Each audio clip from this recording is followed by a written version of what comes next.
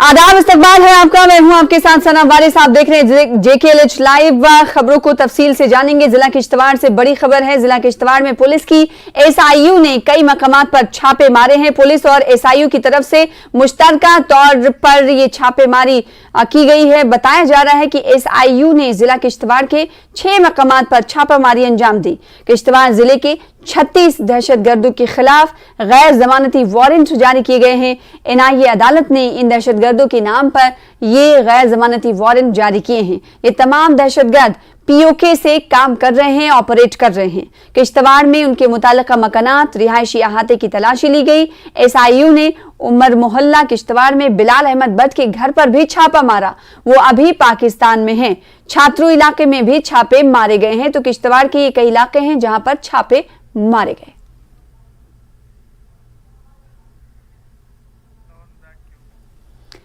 IIT Guwahati में नायब सदर जमहूरिया जगदीप धनखड़ ने 370 पर बयान दिया है। नायब सदर जमहूरिया ने कहा, दफा 370 हमारे आईन में एक आर्जी शिक थी। इन्होंने सवाल किया कि जम्मू कश्मीर के लोगों को इंसाफ फराहम करने में आखिर 7 दहाइयां क्यों लग गईं। इन्होंने कहा कि इन्हें नहीं लगता कि कोई भी आर्जी चीज इतनी देर तक चलनी चाहिए। 2014, after a long gap of 3 decades, the country had one party majority. That was re-emphasized in 2019. And that is why we could get rid of an Article 370 of the Constitution and thereby changing lives of the people of Jammu and Kashmir. They have access to it.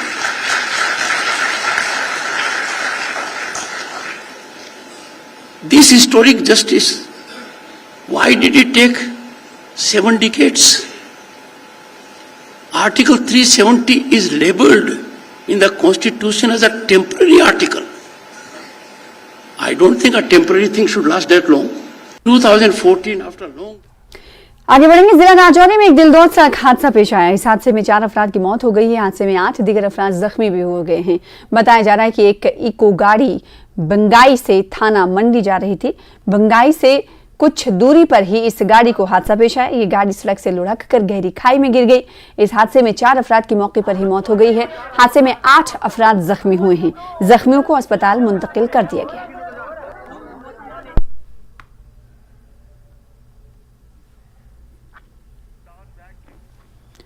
जंगल पामपोर में दौरान शब एक truck और tanker के बीच हादसा हुआ। तसादुम होने से इस हादसे में दोनों गाड़ियों के ड्राइवर जख्मी हो गए हैं। हादसे के बाद टैंकर से पेट्रोल खारिज होने लगा, जिससे इलाके में आग लगने का खतरा लाहक हो गया।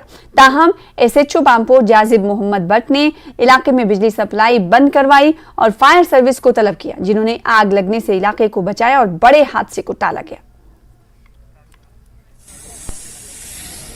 कुटगाम शोपिया में एक माजूर शख्स डैम में डूब गया। इसके बाद अगरचा इसे अस्पताल ले जाया गया, ताहम उसने दम तोड़ दिया। लोगों ने इल्जाम लगाया है कि इस डैम में अब तक कई अफराद डूबकर हलाक हो चुके हैं। इसके बावजूद मुताल्लिका महकमा डैम के गिर्द बाड़ लगाने के लिए कोई ठोस कदम नहीं उठा रहा है। मकामी लोगों ने इल्जाम लगाया है कि महकमा उनकी जिंदगियों से खेल रहा है।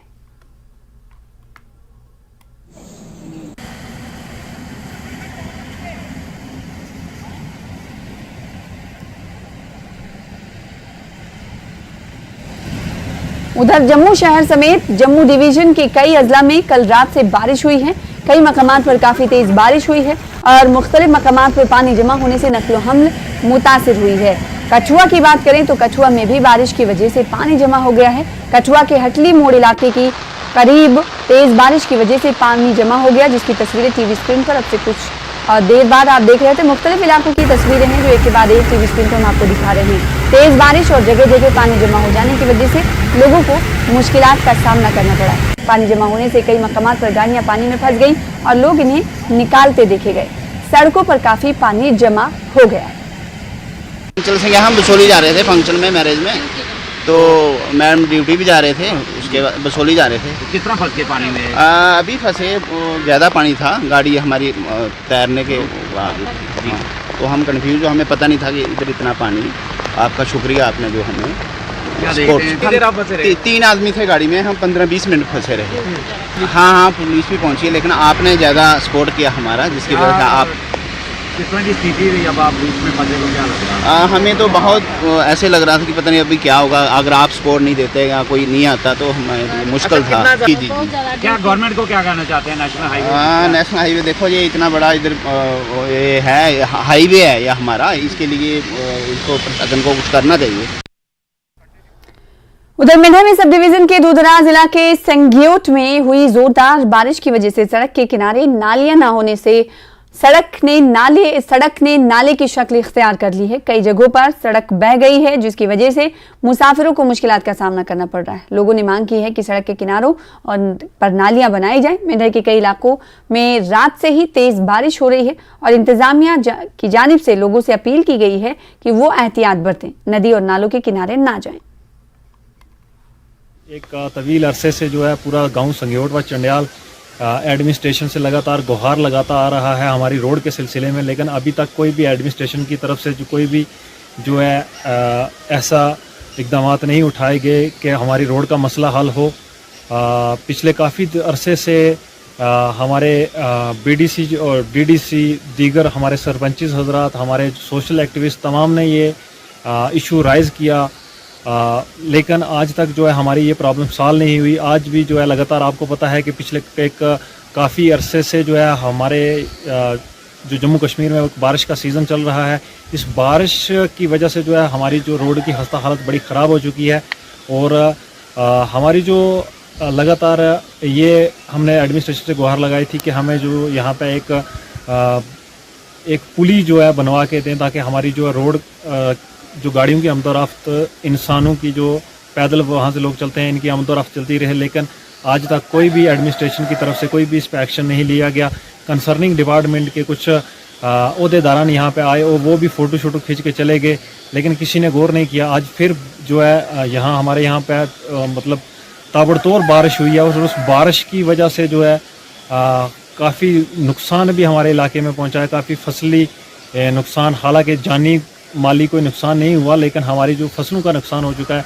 मेरी एडमिनिस्ट्रेशन से गुजारिश रहेगी कि मौके पर एक टीम भेजें और एक तो हमारी रोड का मसला हल कराएं और फिर जिन लोगों का कोई फसली नुकसान हुआ है इनको मुआवजा दें। शुक्रिया।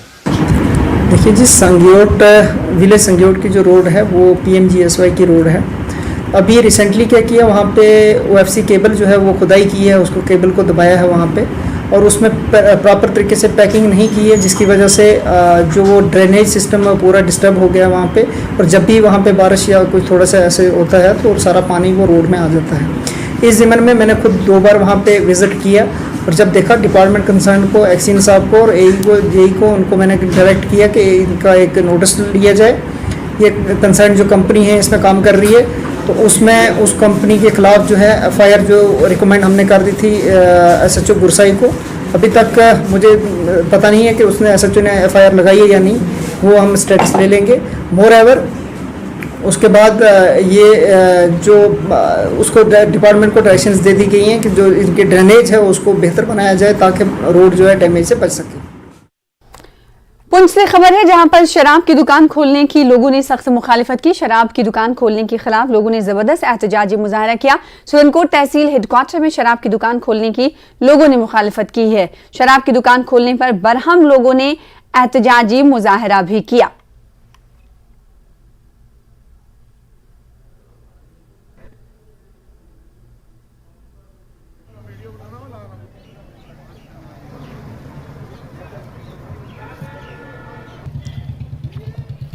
और आगे बढ़ेंगे, इस वक्त की बड़ी खबर आ रही है जिसका रुख कर लेते हैं आरएसपुरा से। बड़ी खबर आपको देते हुए चलें कि आरएसपुरा सेक्टर में एक पाकिस्तानी शहरी को गिरफ्तार किया गया है। जी हां, इस वक्त की बड़ी खबर आपको दे दें, आरएसपुरा सेक्टर से आ रही, जहां पर पाकिस्तानी शहरी को गिरफ्तार किए जाने की खबर है। बैनुल-अक़वामी सरहद पार करने की ये शख्स कोशिश कर रहा था, BSF ने इसे गिरफ्तार किया है और अब इससे मुख्तलिफ एजेंसियां पूछताछ कर रही हैं। बड़ी खबर आरएसपुरा से, जहां पर एक पाकिस्तानी शहरी को गिरफ्तार किया गया है। बैनुल-अक़वामी सरहद पार करने की ये शख्स कोशिश कर रहा था, BSF ने इसे गिरफ्तार किया है और इस वक्त मुख्तलिफ एजेंसियां इस शख्स से पूछताछ कर रही हैं। तो बड़ी खबर आरएसपुरा सेक्टर से आपको दे रहे हैं। बैनुल-अक़वामी सरहद पर आपको बता दें कि एक पाकिस्तानी शहरी पाया गया, जिसे गिरफ्तार किया गया है बीएसएफ की जानिब से। बैनुल-अक़वामी सरहद पर पार करने की ये कोशिश कर रहा था बैनुल-अक़वामी सरहद को, जिसके बाद बीएसएफ ने इस शख्स को गिरफ्तार किया है और अब मुख्तलिफ एजेंसियां इस शख्स से पूछताछ कर रही हैं। तो बैनुल-अक़वामी सरहद पार करने की कोशिश पाकिस्तानी शहरी की जानिब से हो रही थी। बीएसएफ ने इसे गिरफ्तार कर पूछताछ शुरू कर दी है। साथ ही साथ मुख्तलिफ एजेंसियां हैं, वो भी इस शख्स से पूछताछ कर रही हैं।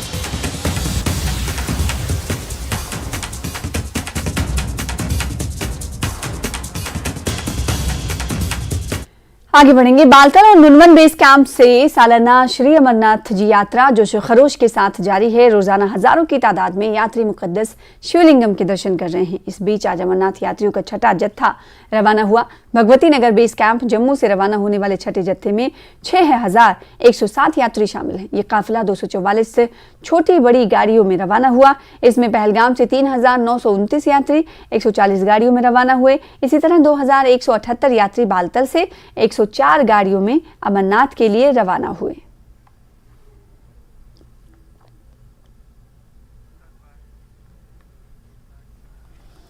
यात्री निवास भवन जम्मू में अमरनाथ यात्रियों में काफी जोशो खरोश देखा गया। हर उम्र और ग्रुप के जायरीन 7वें जत्थे में अमरनाथ गुफा की तरफ जाने के लिए बेस कैंप में जम्मू में पहुंच रहे हैं। आज 6107 यात्रियों पर मुश्तमिल छठा जत्था 244 गाड़ियों में जम्मू के भगवती नगर बेस कैंप से मुकद्दस गुफा के लिए रवाना हुआ है। यात्रियों में काफी जोशो खरोश है।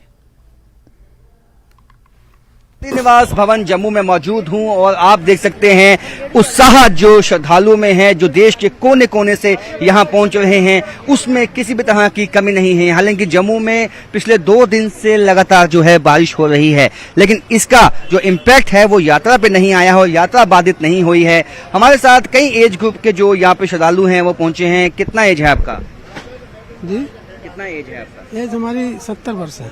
70 साल। तो आप यात्रा पे आए हैं, क्या पिट्ठू करेंगे जाके, घोड़ा करेंगे, कैसे जाएंगे? देखिए, हम हेलीकॉप्टर की बात सोच रहे हैं। हाँ। मिल जाएगा तो ठीक है, नहीं तो हम पैदल निकल जाएंगे। अच्छा, पैदल जा सकेंगे? यस। हाँ। नो देखिए, आप उत्साह देखिए, क्योंकि अगर तो हेलीकॉप्टर मिला ठीक है, नहीं तो हम पैदल ही जाएंगे। और हमारे साथ कई ऐसे हैं। आप कहाँ से आए और कितना उत्साह है यात्रा को लेकर? नागौर जिला से, गोटन से। कितना उत्साह है यात्रा? बढ़िया एकदम। कितना एज है? मेरा एज 5 से 6।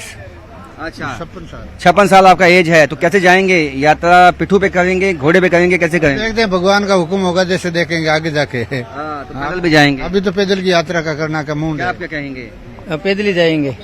तो देख सकते हैं कि यात्रा में जो उत्साह है श्रद्धालुओं का, उससे कई जोश जो है वो सब में पैदा होता है। जब इस तरह के श्रद्धालु आते हैं जो 56 साल के, 60 साल के, 70 साल के होते हैं, जब वो यात्रा पे जाते हैं तो तब जो युवा होते हैं उनमें भी एक शक्ति जागती है कि हम भी पैदल चल सकते हैं, हम भी जो है इस यात्रा पे जा सकते हैं। क्योंकि यात्रा कठिन रहती है, क्योंकि जो चढ़ाई है वो काफी कठिन रहती है, लेकिन उसके बावजूद महिलाएं काफी संख्या में जो हैं वो आई हैं यहाँ पे, और तमाम कोनों से जो लोग हैं वो यहाँ पे आते हैं और जोश में कोई कमी नहीं है। बम बम भोले के जय घोष लगाते हुए ये यात्री बस एक ही अपने मन में एक विचार लेके आते हैं, एक श्रद्धा लेके आते हैं कि भोलेनाथ इनकी यात्रा को मुकम्मल करेंगे। यदि कोई कष्ट आता है उसको भी भोलेनाथ ही ठीक करेंगे। और ये एक विश्वास होता है जो इनके साथ यात्रा में इनके साथ चलता है और इनको जो इनकी यात्रा होती है वो कामयाब बनाती है।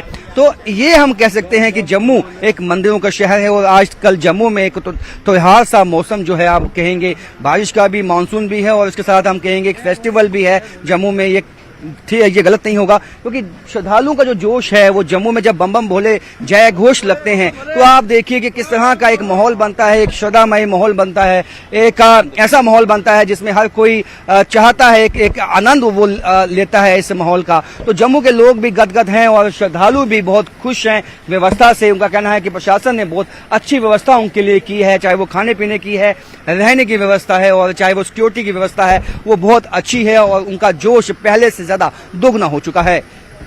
कैमरामैन नारायण दत्त के साथ राजेंद्र वैद, न्यूज़ 18 जम्मू। छोटे से ब्रेक के लिए कुछ और खबरों के साथ जल्द हाजिर होंगे। हेडलाइंस प्रेजेंटेड बाय पेट सफा आयुर्वेदिक चूर्ण। पेट सफा तो हर रोग दफा।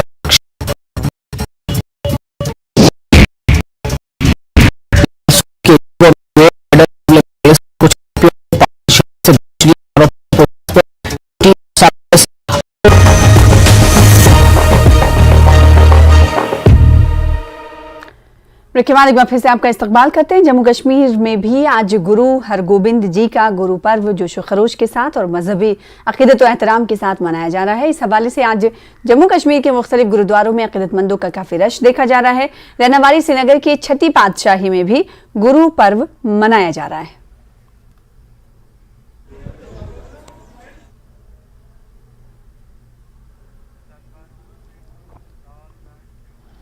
बारामूला पुलिस को मेन बाजार उड़ी और बांडी उड़ी में जंगली भांग की मौजूदगी की इत्तला मिली थी, जिसके चलते पुलिस ने मौके पर पहुंचकर इसे तबाह करने की कोशिश की। पुलिस स्टेशन उड़ी के एहलकारों पर मुश्तमिल पुलिस पार्टी, जिसकी क़यादत SHO PS उड़ी इंस्पेक्टर मोहम्मद शफी ने की और उसके साथ महकमे रेवेन्यू, महकमे एक्साइज और महकमे ज़राअत के एग्जीक्यूटिव मजिस्ट्रेट शेख की मजमूई निगरानी में मौके पर पहुंचकर तकरीबन 1 कनाल अराजी के खेतों में मौजूद जंगली भांग को तबाह किया गया।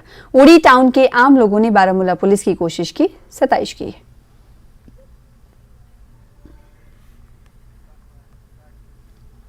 जिला पुलवामा के पंजरन गांव में खस्ता हाल सड़क की वजह से मुश्किलात पेश आ रही हैं। मकामी लोगों ने बताया है कि पिछले 10 सालों से इस इलाके में सड़क की मरम्मत का काम नहीं हुआ। सड़क पर बड़े बड़े गड्ढे पड़े हुए हैं, जिसकी वजह से मरीजों को वक्त पर अस्पताल पहुंचाने में मुश्किलात का सामना करना पड़ रहा है। मकामी लोगों ने बताया कि फिलहाल सड़क नाले में तब्दील हो गई है। पिछले 10 सालों से महकमे R&B और देही तरक्कियात ने सड़क की मरम्मत में कोई पहल नहीं की है। मकामी लोगों ने सड़क की मरम्मत की इंतजामिया से अपील की है। इसमें खड्डे हो गए हैं और बारिश के वक्त हमें अबूर मरूर का मसला बहुत ज़्यादा पैदा होता है। सब स्पेशली हमें जो जब तक डिलीवरी केस होता है या कोई सीरियस कॉम्प्लिकेटेड पेशेंट होता है तो उस वक्त हमें ज़बरदस्त प्रॉब्लम होती है। बरादरी में सड़क पत कोर सड़क गई चालू पे डिपर ट्रैक्टर वैक्टर तो मगर गवर्नमेंटन कोर कह गौर ये कहें तो गौर कोर यह 50% बन पत गो यह बी खस्त यह 9 वर्यन 2010 पे कर तम सात हलशेरी बरादरी तम सात कर मगर अत आव कह गौर कर वो R&B वाले वन तम दपान मज यह शुपियन मज दपान यह पुलवामिस अस पे कह हवा वारिया काल वनिस तम आला हुकामन तम यह कत वातनावन कि ये सानि सड़क कर मरम्मत अत त्रो मैडम मगर वनिस तम गए नाकाम बुलंग बाग दावा करने बावजूद तह सड़क पुरसाई हाला कहीं ति 21वीं सदी में बसान। और की बड़ी खबर का रुख कर लेते हैं। हिंदुस्तानी सफीरों को धमकी देने के मामले में एक अहम पेशरफ्त होते हुए दिखाई दे रही है। सुप्रीम कोर्ट के एडवोकेट विनीत जिंदल ने शिकायत दर्ज कराई है।